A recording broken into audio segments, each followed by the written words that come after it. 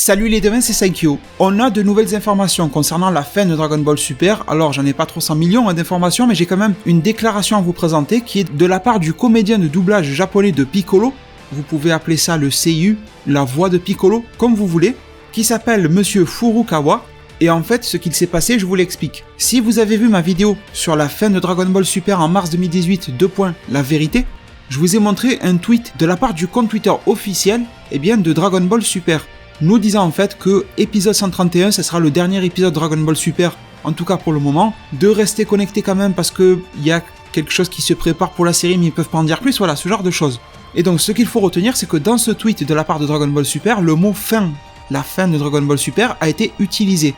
Eh bien ça fait un petit peu monter au créneau ce fameux monsieur Furukawa, qui lui aussi est venu faire un tweet en réponse. Et c'est là où les choses pour nous, les fans de Dragon Ball, deviennent très intéressantes. Alors c'est vrai que l'épisode 124 n'était pas le plus beau du siècle, surtout pour une fin de série, mais avoir du Dragon Ball hebdomadaire, c'est quelque chose qui n'a pas de prix, j'ai envie de dire. Quand on est fan, on est fan. Attention à ne pas devenir un fan aveugle de tout ce qu'on nous produit, il faut pas gober de la merde non plus. Mais dans l'ensemble, quand je prends ma petite balance des plus et des moins de Dragon Ball Super, eh bien je suis quand même très content d'avoir pu vivre cette expérience. Donc ce tweet que vous voyez depuis tout à l'heure affiché en anglais, après je vais vous le traduire aussi en français, ne vous inquiétez pas. Il a été traduit par deux personnes, et donc deux sources que je remercie, que je crédite énormément, Thérèse27 sur Twitter et Herms98. La traduction de Thérèse27 est un petit peu plus terre à terre, et la traduction de Herms98 c'est la même chose, c'est les mêmes mots, mais c'est quand même un petit peu plus optimiste. Donc je vais vous montrer uniquement aujourd'hui la version moins joyeuse des choses, et vous allez voir que la traduction la moins joyeuse est quand même très joyeuse, donc c'est cool pour nous. Ce monsieur sur Twitter a répondu à Dragon Ball Super officiel en leur disant, j'ouvre les guillemets, jusqu'à la fin, point d'interrogation, choqué, point d'exclamation, 3 petits points, parce que ça continue toujours. Je suppose que le dernier moment de Super sera la préparation pour l'autre truc. Entre parenthèses, c'est uniquement mon ressenti personnel. Dans tous les cas, je suis impatient pour la version film aussi. Donc là, on a vraiment un gros message d'espoir pour nous faire comprendre que ça serait plus une pause ou la fin de Dragon Ball Super pour aller vers une autre série, qui sait. Mais les phrases parlent d'elles-mêmes de ce mec-là. Et même si ce gars-là n'est pas un producteur de l'auto-animation, c'est quand même la voix de Piccolo. Et on peut dire que la voix de Piccolo et le personnage de Piccolo apparaît très souvent dans Dragon Ball Super.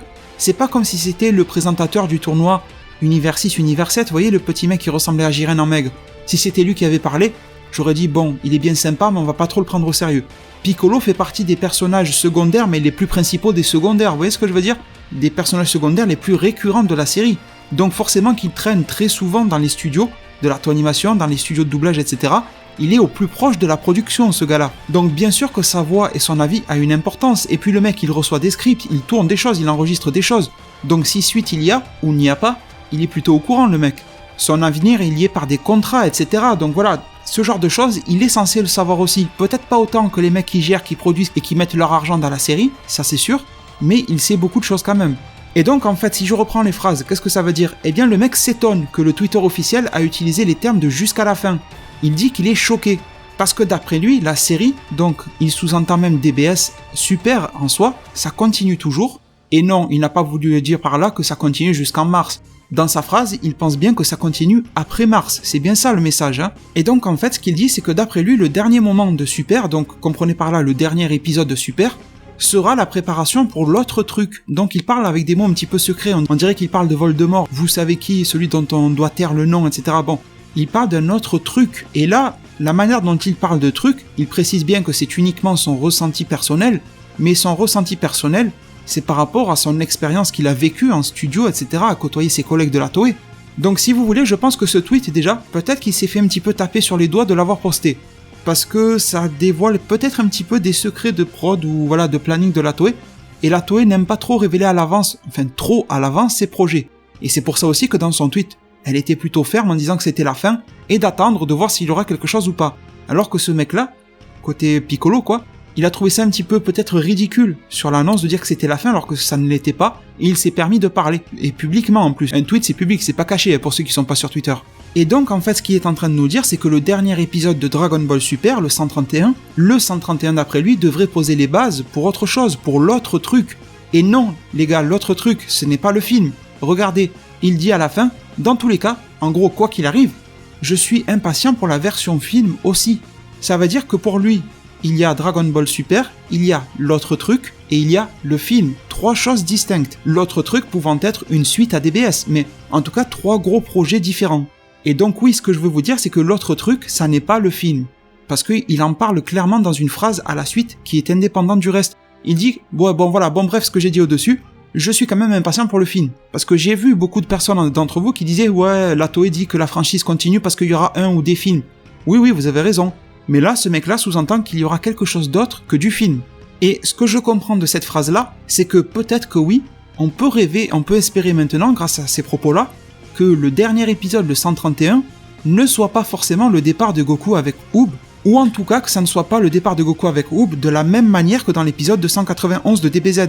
Ce que je veux dire par là, c'est qu'on peut s'attendre à ce que l'épisode 131 nous pose les bases d'une prochaine intrigue, d'une prochaine histoire, et que ça ne soit pas vraiment un goût de fin comme l'épisode 291, ou que ça n'ait pas un goût un petit peu de fin ouverte. La fin de Dragon Ball Z, c'est une fin assez ouverte quand même, sur ce qui va se passer, un truc très tourné vers l'avenir, vers l'entraînement, nouvelle génération, mais sans nous poser aucune base d'aucune intrigue, absolument rien du tout. Donc on peut avoir cette vision-là dans laquelle on aurait une fin à la Oob, dans laquelle on pourrait avoir un remix de l'épisode 291, Goku se taille avec Oob, sauf qu'on nous pose la base d'une nouvelle génération pour de bon, et là du coup on serait un petit peu hypé par ça. Ou alors on pourrait avoir une fin dans laquelle Oob n'apparaît pas du tout, on n'en serait toujours pas là dans la chronologie Dragon Ball, et un autre ennemi se pointe, le tournoi ne se termine pas du tout comme prévu, et là c'est pas moi qui fais une théorie, ça vient des mots du mec, il dit: je suppose que le dernier moment de Super sera la préparation pour l'autre truc. S'il parle d'un truc, c'est qu'il sait qu'il y a un truc, le mec, il est pas schizo ou je sais pas quoi. Sachant que l'autre version de la traduction de Herms 98 nous dit à peu près la même chose, je vous la lis à l'oral en bref. Il nous dit jusqu'à la fin, point d'interrogation. Ah non, point d'exclamation, parce que ça continue toujours. Et il continue en disant peut-être que le dernier épisode de Dragon Ball Super va poser les fondements pour ce qui arrive ensuite. Entre parenthèses bien sûr, c'est juste ce que je pense. Quoi qu'il en soit, je suis aussi impatient pour le film. Donc vous voyez, dans la manière dont Herms le traduit, ça a l'air encore un petit peu plus appuyé dans la manière dont le gars est sûr qu'il va y avoir quelque chose après DBS. Pas en 2018, on le sait déjà, je l'ai déjà dit plusieurs fois, mais en 2019 ou quelque chose comme ça. Donc moi je vous l'ai dit, la Toei Animation montrerait qu'elle a du courage, qu'elle sait assumer ses choix, etc. Et en même temps qu'elle est sûre d'elle financièrement, si elle nous propose une fin avec un cliffhanger, avec une grosse intrigue, et qu'elle ne prend pas la facilité justement d'en rester avec Goku qui part avec Oob, et on verra bien si on fait une suite ou pas. J'espère qu'elle fera quelque chose. Comme je vous l'ai dit, et je conclurai sur ça, à ce jour, on peut voir 3 fins différentes. En épisode 131, soit on a la fin exactement comme l'épisode 291, rien de plus et rien de moins, ce qui serait entre gros guillemets décevant. La deuxième option qu'on peut entrevoir aujourd'hui, c'est une même fin que l'épisode 291, mais remixée pour nous faire comprendre qu'il y aura une suite, mais ça serait un petit peu dommage parce que ça veut vraiment dire que la fin de l'arc survie de l'univers sera trop bâclée, clairement, parce qu'il nous reste que 7 épisodes pour finir le tournoi, pour finir l'histoire des vœux, des machins, les univers détruits, pas détruits, tout ça, le plan soi-disant de Freezer, bon vous comprenez qu'il y a des tas de choses à faire, et en plus faudrait ramener l'histoire avec une ellipse à la fin de DBZ, ça fait beaucoup de choses.